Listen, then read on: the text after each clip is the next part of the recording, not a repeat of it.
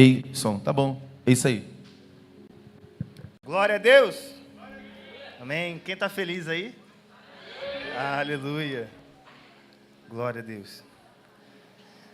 Vamos dar continuidade na série de mensagens Perdão, que o pastor falou há 2 cultos atrás. Queria pedir aos irmãos que abrissem a Bíblia de vocês em Mateus 18. Quem não trouxe Bíblia pode acompanhar aqui no telão, por favor. Mateus 18.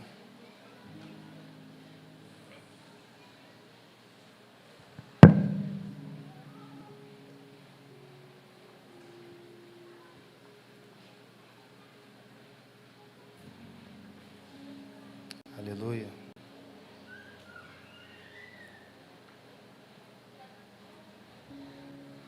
Todos já acharam?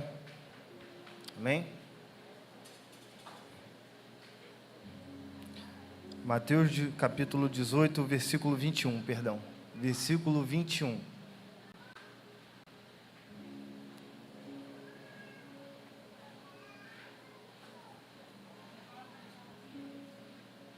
Aleluia. E a palavra diz assim: Então Pedro, aproximando-se... João, tira o efeito, por favor. Aproximando-se, disse: Senhor, até quantas vezes o meu irmão pecará contra mim e eu perdoarei? Até 7 vezes? Jesus lhe disse: Eu não te digo que até 7 vezes, mas até 70 vezes 7. Portanto, o reino dos céus é semelhante a certo rei que quis acertar as contas com seus servos. E começando a acertá-las, foi-lhe apresentado um que devia 10.000 talentos. Porém, não tendo ele com que pagar, ordenou o seu senhor que fossem vendidos ele e sua esposa e seus filhos, e tudo o que ele tinha, e que o pagamento fosse feito. Então o servo prostrou e adorou, dizendo: Senhor, tem paciência comigo, e eu tudo pagarei. Então, movido de compaixão, o senhor do servo soltou-o e perdoou-lhe a dívida. Saindo, porém, este servo encontrou um dos seus conservos, que lhe devia 100 denários. E lançando mão dele, tomou-o pela garganta, dizendo: Paga-me o que me deves. Então o conservo, caindo-lhe aos pés, pediu-lhe, dizendo: Tem paciência comigo, e eu te pagarei tudo. Ele, porém, não quis. Antes, lançou-o na prisão, até que pagasse a dívida. Vendo, pois, os seus conservos o que foi feito, entristeceram-se muito, e foram contar ao seu senhor tudo o que foi feito. Seu senhor, então, chamando-o, disse-lhe: Servo perverso, perdoei-te toda aquela dívida, porque tu me suplicaste. Não devias tu, igualmente, ter compaixão do teu conservo, como eu também tive misericórdia de ti? E indignado, o seu senhor entregou os atormentadores, até que ele pagasse tudo o que lhe devia. Assim também, meu Pai Celeste fará convosco, se de coração não perdoares cada uma ofensa dos seus irmãos. Pai, queremos te dar graças nessa manhã. Muito obrigado, Senhor, por ter o privilégio de acordar. Muito obrigado, ó Pai, por nos conceder mais um dia de vida. Pai, quero te pedir que o Senhor venha estar conosco nessa manhã. Derrama do Teu Espírito sobre nós, ó Pai. Que possamos estar conectados no Teu rio. Revela a nós as Tuas Escrituras, Pai. Que possamos ser um canal limpo e desobstruído para o Teu fluir, Pai. Que os nossos pecados não venham ser impedimento para o Teu agir entre nós. Toma o Teu governo entre nós. Toma o teu governo aqui, Pai. Estabelece o teu assento aqui nesse altar, Pai. Em nome de Jesus. Amém.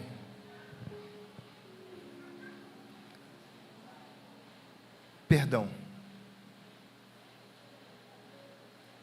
Uma palavra tão pequena, mas muito poderosa.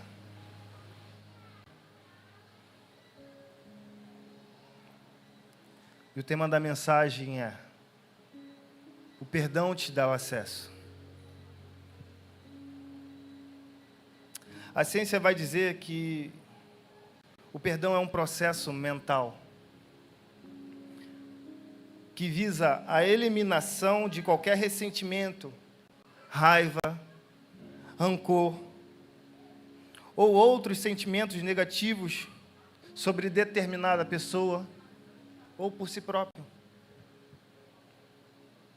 A palavra perdão vem do latim perdonare, que significa ação de perdoar, ou seja, aceitar ou pedir desculpas, se redimir em relação a algo de errado. E então Pedro pergunta a Jesus: quantas vezes eu devo perdoar o meu irmão por cada ofensa cometida a mim? Será que 1, 2, 3 vezes? Quantas vezes, Jesus? E Jesus fala: não te digo que até 7 vezes, mas até 70 vezes 7. Pedro, não significa de quantas vezes, numericamente falando, mas sim da ação de você perdoar e se liberar. Quantas vezes for necessário. Quantas vezes for necessário. É uma ação, Pedro. Não numericamente falando.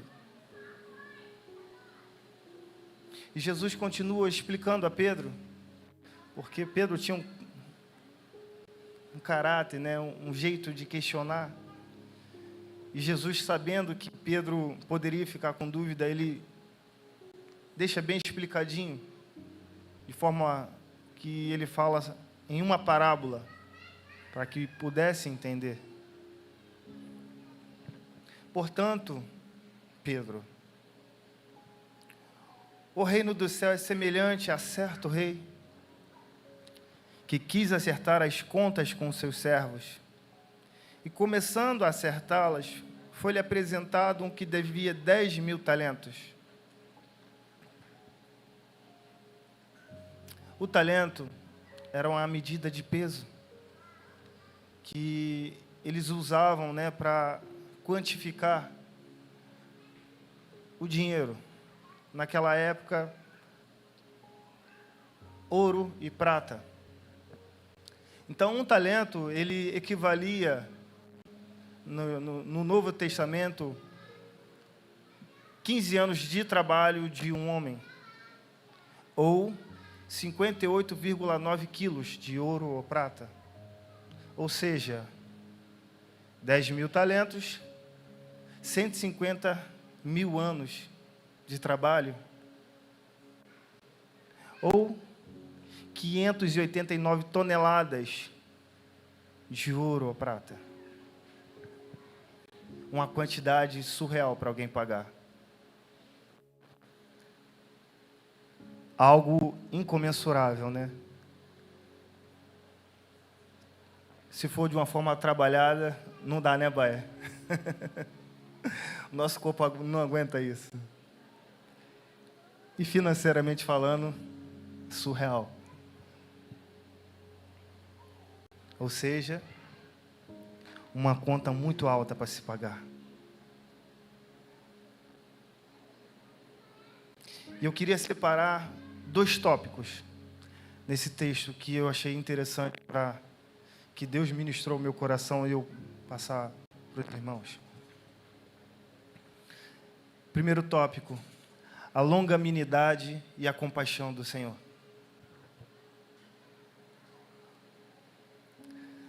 A longanimidade. Nós servimos o melhor rei, irmãos.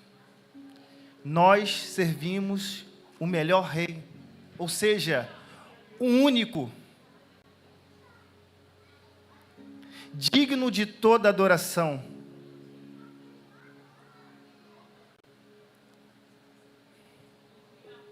Príncipe da paz.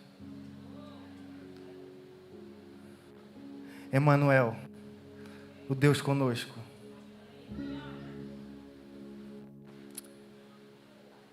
Majestoso, maravilhoso, conselheiro. Aleluia, Jesus. Não há quem se compare a Ele.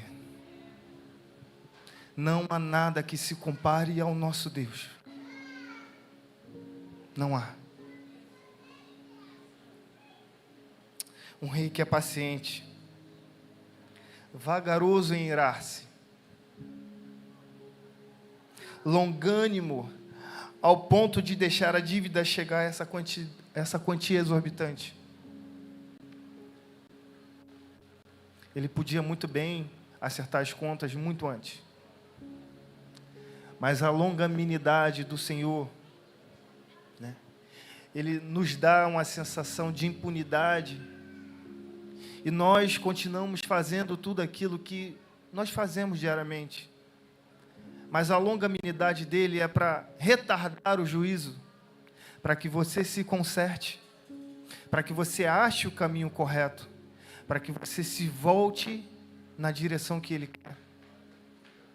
Por isso ele usa da longanimidade. Ele é vagaroso em irar-se.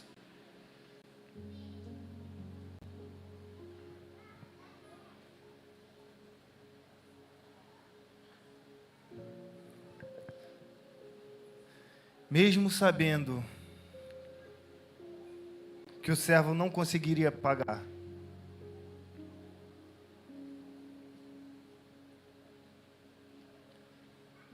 ele permite a longanimidade. Ele deixa fluir, com a intenção de que, em algum momento, ele perceba que está errado. Perceba que é preciso acertar as contas, aparar as listas.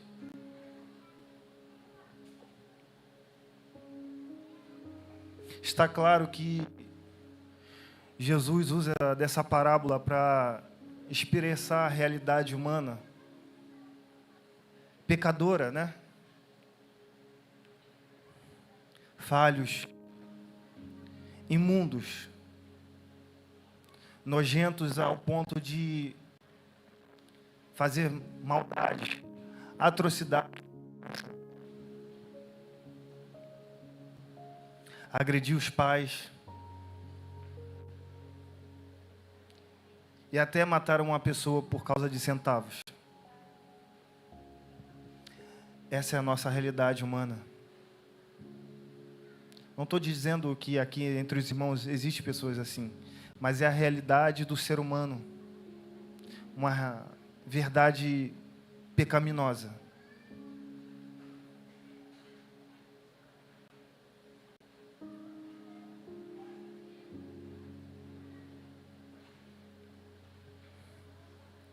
Mas mesmo assim, ele usa da sua longanimidade, até para esses perversos. Porque ele usa da sua compaixão também. Ele é misericordioso. Ainda que não mereçamos, as misericórdias do Senhor se renovam a cada dia.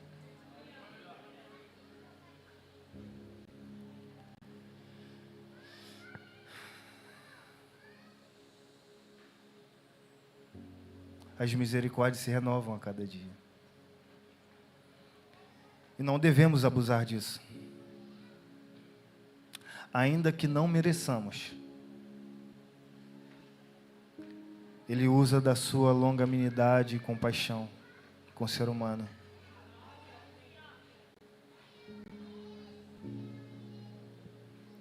Porque Ele acredita em você. Kaique, ele acredita em você, Kaique. Jefferson, ele acredita em você. Alexia, ele acredita em você. É a graça. O favor imerecido. Não merecemos, mas Ele acredita e usa da sua misericórdia.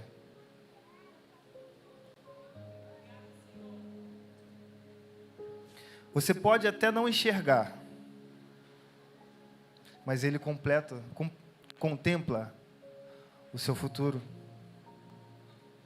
Às vezes o cenário pode se parecer contrário, né? Aquilo que Ele quer para a sua vida, mas Ele consegue enxergar lá na frente. Mas eu estou errando tanto. Ele sabe que lá na frente você pode. Você está falhando, mas Ele sabe que lá na frente você pode.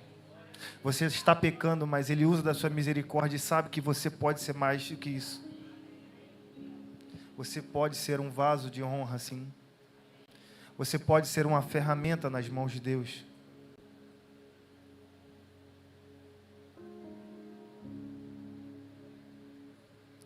Certa vez Ele falou para Pedro, em Lucas 22, quando tu se converteres, tu fortalecerás os teus irmãos. Ele não estava falando que Pedro estava pecando, mas Pedro estava dizendo que estava pronto, mas não estava. E ele disse, antes que o galo cante, tu me negarás 3 vezes. Mas ele sabia da potência de Pedro. Por isso que eu estou falando, ele contempla o seu futuro.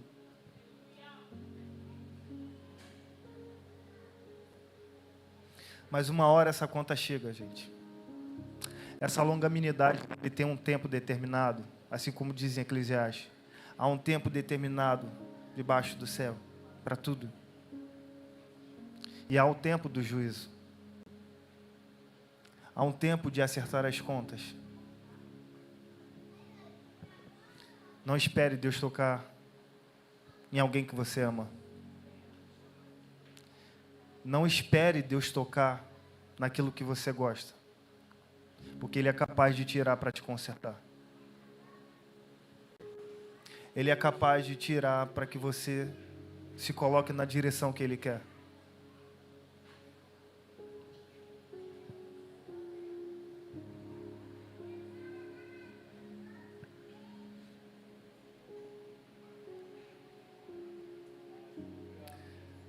Quando a longanimidade do Senhor termina, não é que termina, é que para você chegou o juízo. Pode afetar todos que estão à sua volta. Nessa ocasião,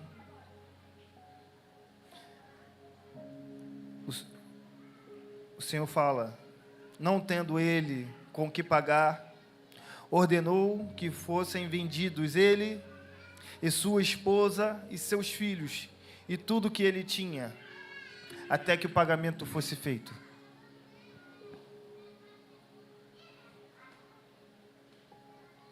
Uma pendência mal resolvida pode ser um impedimento para você morar nas terras do Senhor. Eu vou repetir. Uma pendência mal resolvida pode ser impedimento para você morar nas terras do Senhor. Como cristãos, não devemos ter pendências.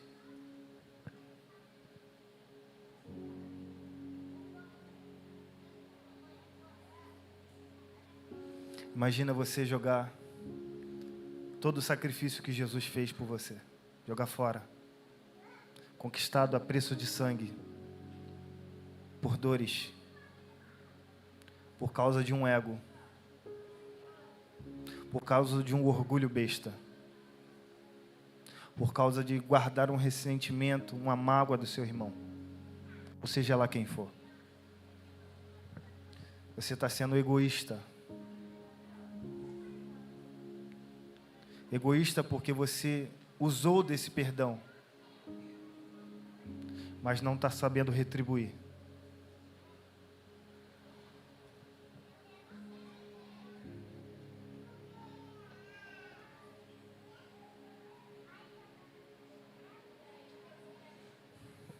devemos nos examinar a cada dia. Todos os dias. E se encontrarmos alguma coisa que não agrada a Deus, devemos nos limpar disso. Devemos nos livrar, irmãos. Mas como é que eu vou saber que não agrada a Deus? Como é que eu vou saber?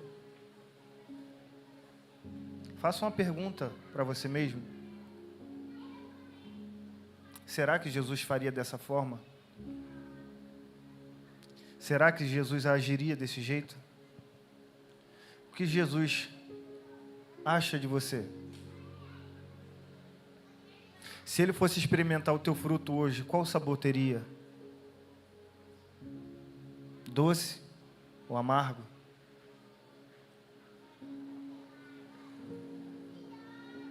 É só fazer essa pergunta.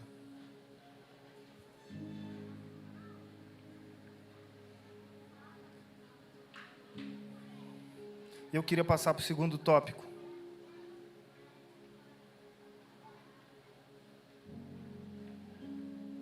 O coração duro gera prisões.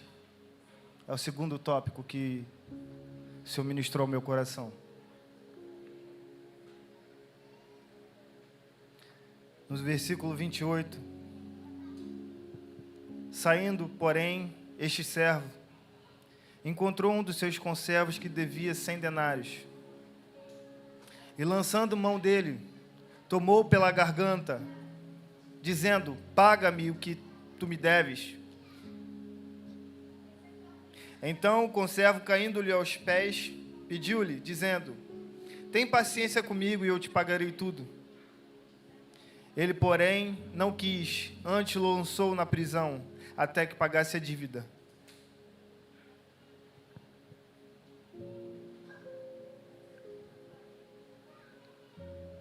As nossas atitudes e ações revelam o nosso caráter. E quem nós somos de verdade. Não tem como esconder isso. Até porque nós somos cercados de uma nuvem de testemunhas. Você pode esconder fazendo as coisas fora da visão do pastor. Mas Deus vê tudo. O diabo também vê tudo.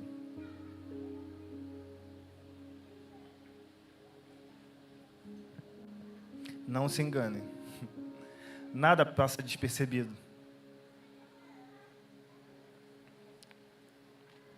A falta de perdão gera prisões, ilegalidades para o diabo agir em você.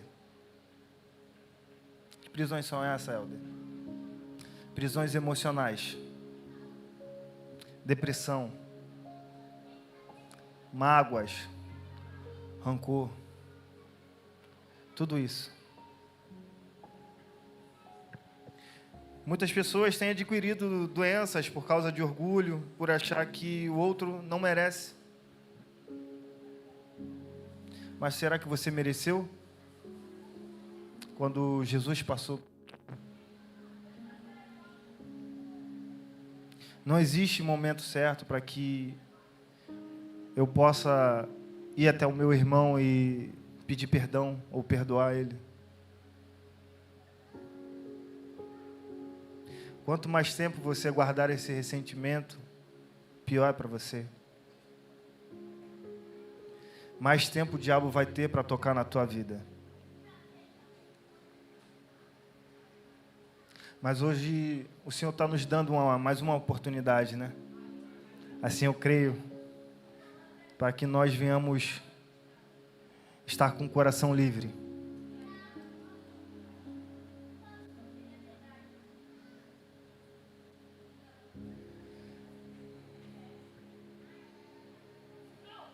Em 2 Coríntios 2, 10 a 11 vai dizer: a quem perdoais alguma coisa, eu também perdoo. Porque se eu perdoei alguma coisa a quem perdoei, Por causa de vós o perdoei na presença de Cristo, para que Satanás não alcance vantagem sobre nós, pois não lhe ignoramos os seus objetivos. Então, se eu guardo mágoa, rancor, ódio do meu irmão, tudo aquilo que não provém do Espírito, quem leva vantagem em tudo isso é o diabo. E ele vai usar desse artifício para te aprisionar.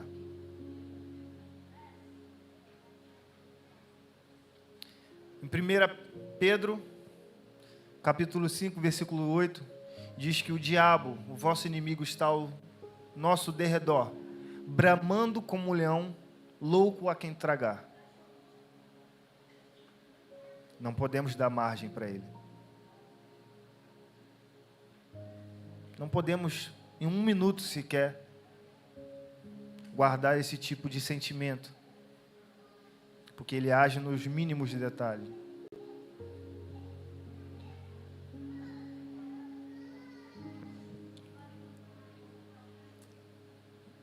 Eu tenho uma frase agora para falar para vocês. A decisão está nas suas mãos. A decisão está nas suas mãos. Você decide se vai ficar aprisionado ou vai ser livre. Você decide se é um servo ou se é um escravo. Queria pedir aos irmãos que se colocassem de pé,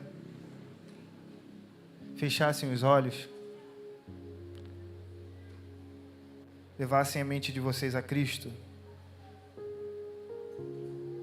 Mas continue de olhos fechados, irmãos.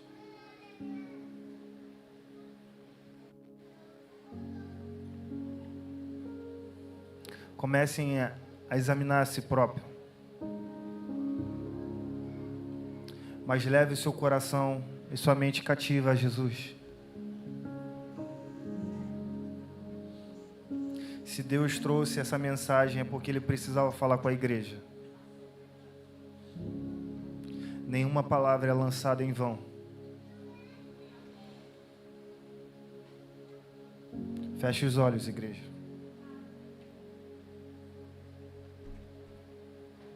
Queria contar, continue de olhos fechados. Queria contar algo que Jesus passou para que você fosse perdoado. Então leve sua mente cativa a Jesus.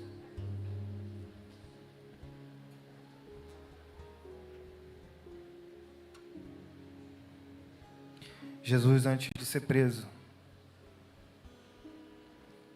o seu suor virou gotas de sangue. O seu corpo entrou em um estado de agonia, alto nível de estresse.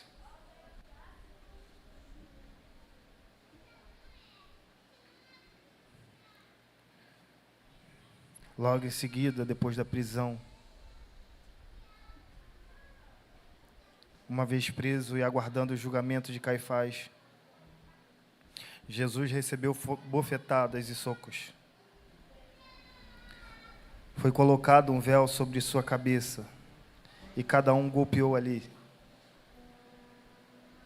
Com o corpo completamente dolorido, os tapas reboaram a cabeça e ressoava latejando.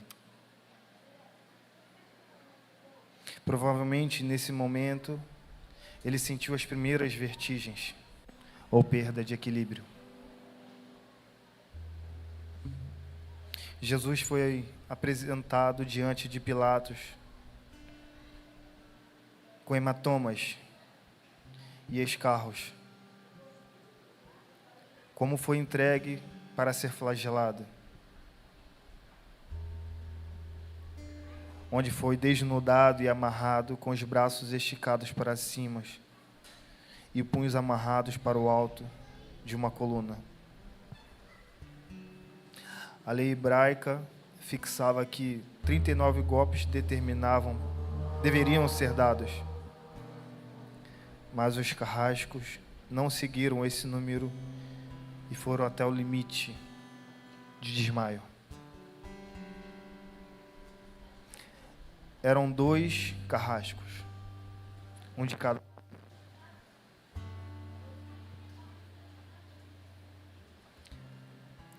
As chicotadas vão até as coxas e a barriga das pernas. E aí, a extremidade das correias, além das bolas de chumbo, contorna o membro e marca seu sulco até a face interior das pernas.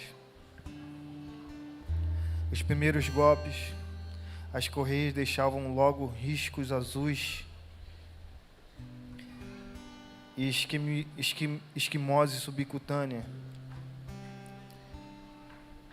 em uma pele já sensibilizada e dolorida pelas milhões de pequenas hemorragias intradérmicas do suor de sangue.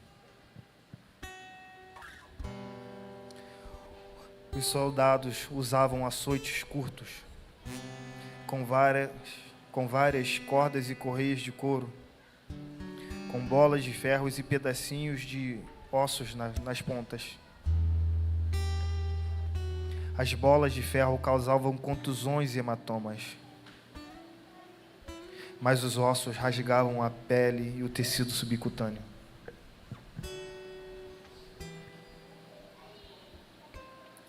Durante o açoite, as lacerações cortavam até mesmo os músculos, produzindo tiras de sangue de carne rasgada.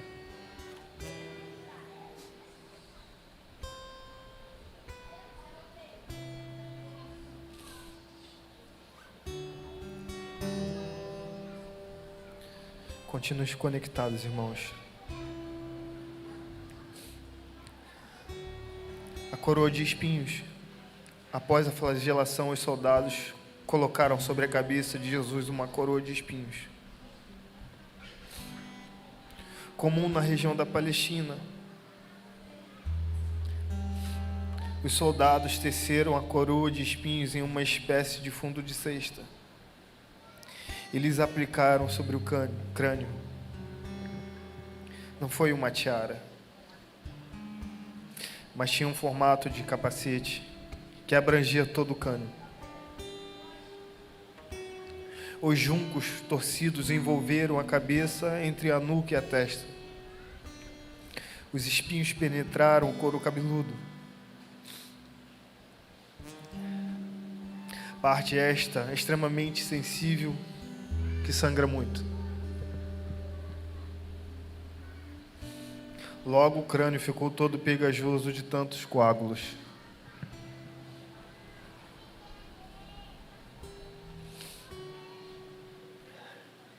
Em seguida, começa a via dolorosa. O sangue que já havia secado voltou a escorrer e um grande calafrio lhe perpassou. Fizeram vestir de novo suas próprias roupas, que logo o tingiram de vermelho. Jesus caminhou descalço pelas ruas, em um solo escabroso de pedregulhos. Com frequências caiu sobre os seus joelhos, que em pouco tempo não era outra coisa senão só chagas. Ele carregou a cruz do poste de flagelação até o lugar da crucificação. A cruz pesava 136 quilos.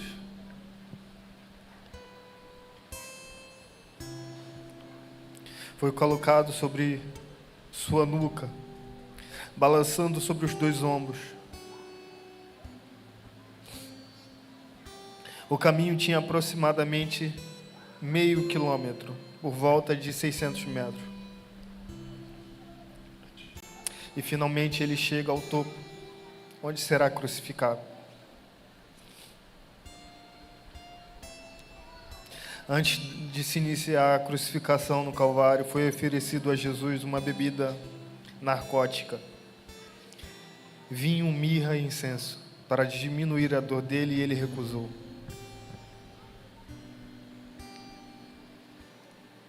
No decorrer do caminho, sua túnica estava mais uma vez colada em suas chagas e todo o seu corpo.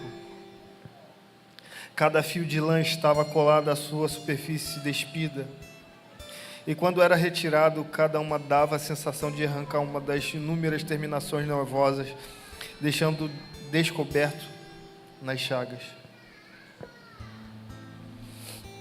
Os choques dolorosos se adicionavam e multiplicavam, aumentando cada um para a seguinte sensibilidade do sistema nervoso.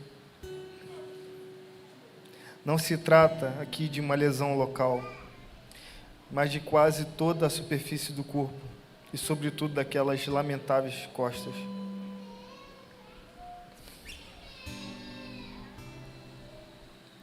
Jesus experimentou uma dor inenarrável que se espalhou por seus dedos, subiu como uma língua de fogo até a espada que prorrompeu no cérebro.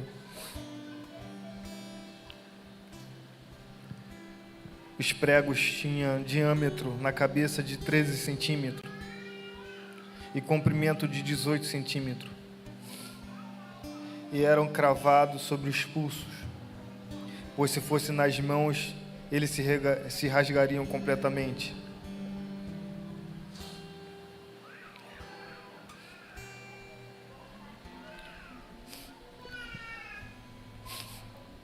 Provavelmente foram colocados entre os rádios e o metacarpnos, ou entre duas fileiras de ossos. A possibilidade de uma ferida dolorosa foi grande, bem como a lesão de vasos arteriais.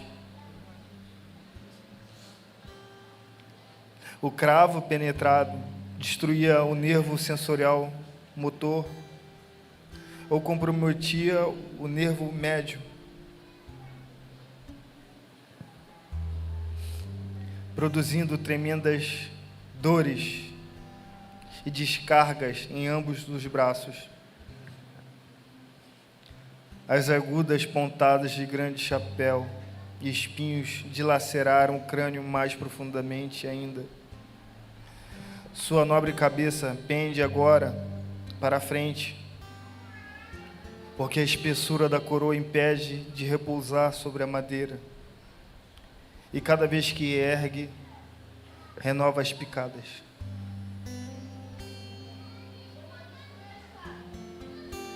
Sobre uma pequena pirâmide truncada, os pés foram posicionados.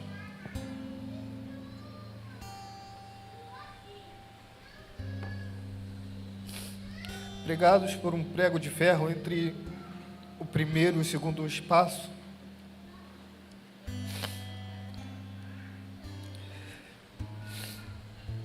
Consequentemente, o nervo profundo do perônio e ramificações dos nervos médios foram feridos.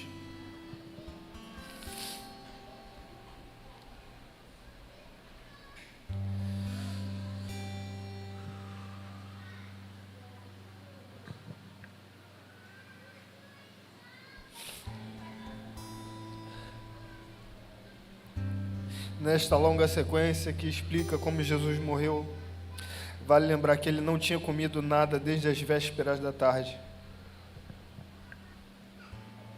Aproximava-se meio-dia e ele já tinha perdido muita massa sanguínea, e Jesus tinha sede.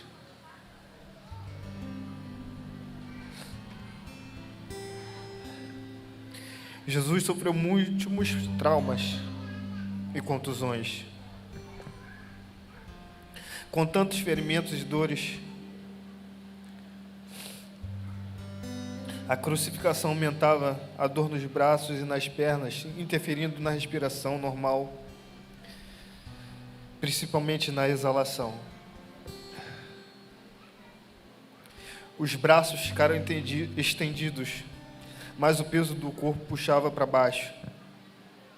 Por essa razão, os músculos intercostais ficavam em um estado de inalação, afetando a inalação passiva. Respirar assim era insuficiente.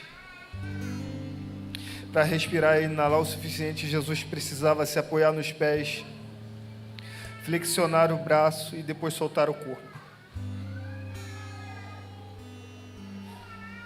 A flexão do cotovelo causava a rotação dos pulsos em torno dos pregos de ferro.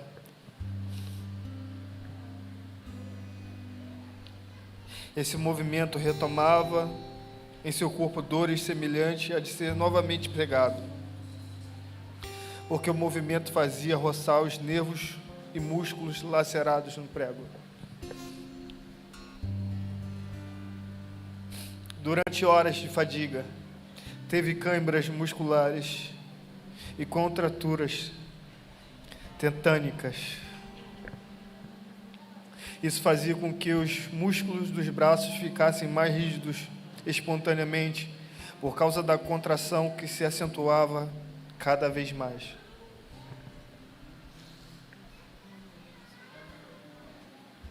A respiração tornou-se pouco e pouco mais curta.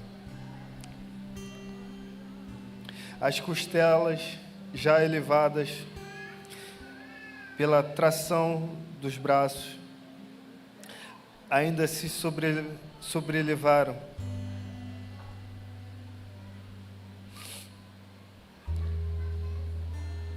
O ar penetra, mas quase não sai.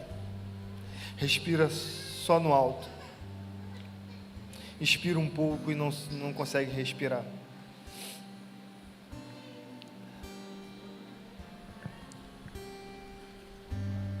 Com a respiração cada vez mais fatigante e agonizante, eventualmente aconteceria a morte por asfixia.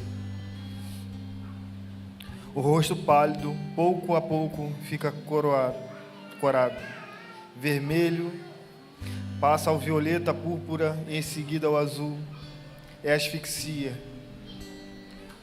Os pulmões, fartos de ar, não conseguem esvaziar.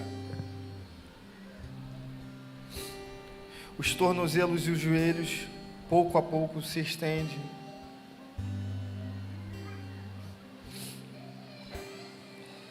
Era mais de 90 quilos em cada mão.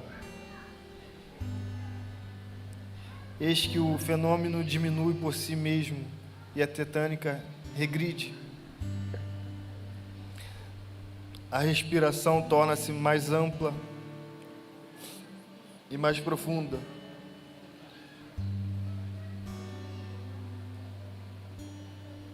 Todo esforço foi feito porque ele queria respirar.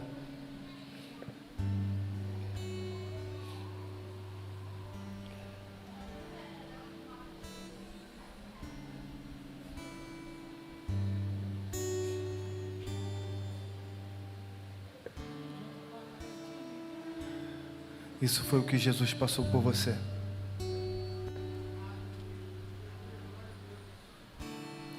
Todas essas dores, para que você tivesse acesso.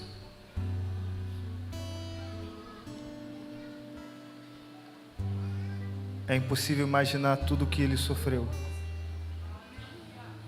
Mas esse relato de um médico consegue esclarecer para a gente, passo a passo, de como o nosso corpo reagiria. Tudo isso para te dar acesso, te dar um perdão, mesmo não merecendo.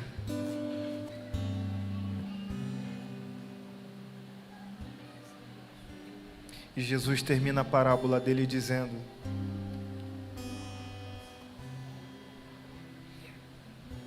assim também meu Pai Celeste fará convosco, se de coração não perdoares cada uma das suas ofensas aos seus irmãos.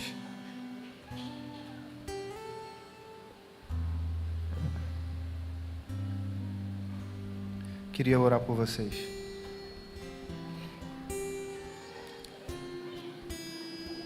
Aquele que quiser vir aqui na frente, para que possamos orar, pode ficar à vontade. Também pode ficar à vontade no seu lugar. Mas que nós venhamos ter o entendimento de que é preciso perdoar para que sejamos livres, para que o diabo não nos aprisione, para que sejamos servos de verdade e não escravos, para que possamos morar no terreno do Senhor e não sermos vendidos como escravos.